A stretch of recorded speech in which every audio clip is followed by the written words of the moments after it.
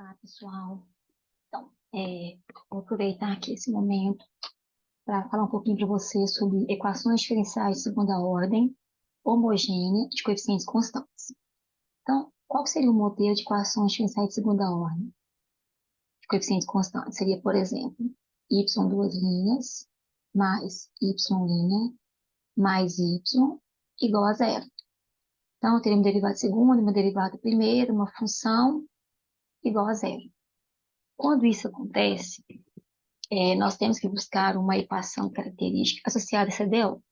Podemos pensar que essa DO ela é semelhante, ela nos lembra, remete à ideia de uma equação de segundo grau. Então, as equações que eu consigo buscar uma equação característica são todas que eu consigo modelar por um polinômio, no caso de segunda ordem. Equação, um polinômio de segundo grau, terceira ordem, terceiro grau, e assim sucessivamente. No nosso caso aqui, eu vou trabalhar com equações de segunda ordem.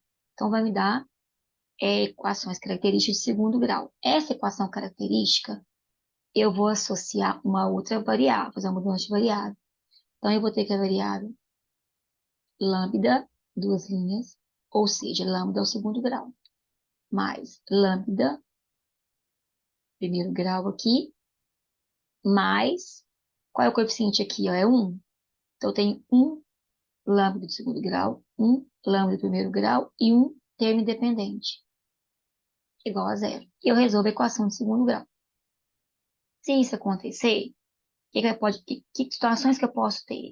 Eu posso ter duas raízes reais distintas, duas raízes reais iguais, ou então eu vou ter raízes reais complexas.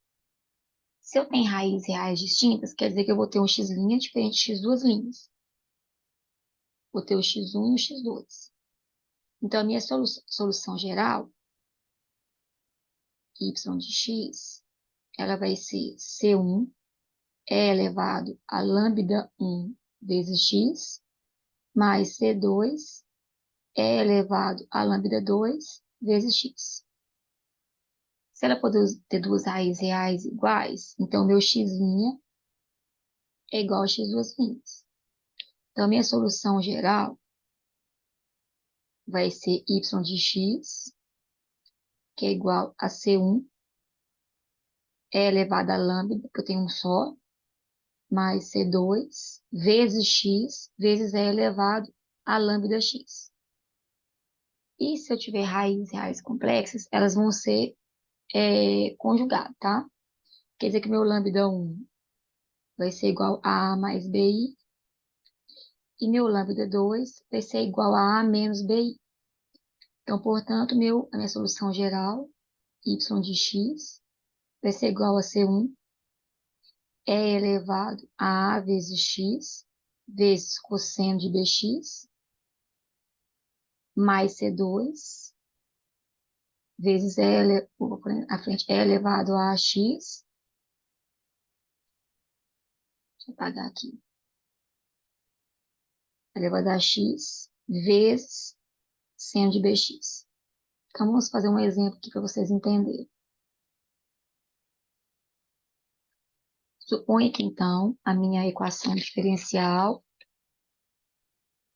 y duas linhas, menos 3y',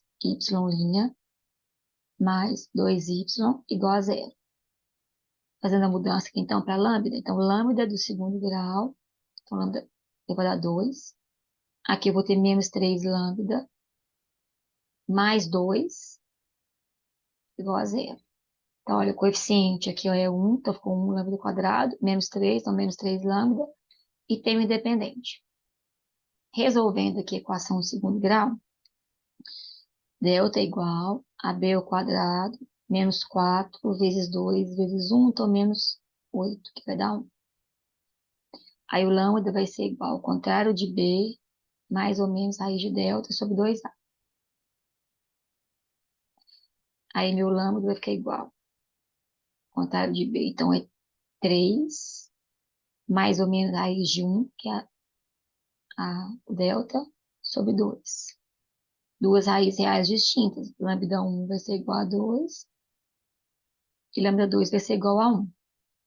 Então, logo, jogando na solução geral, o y de x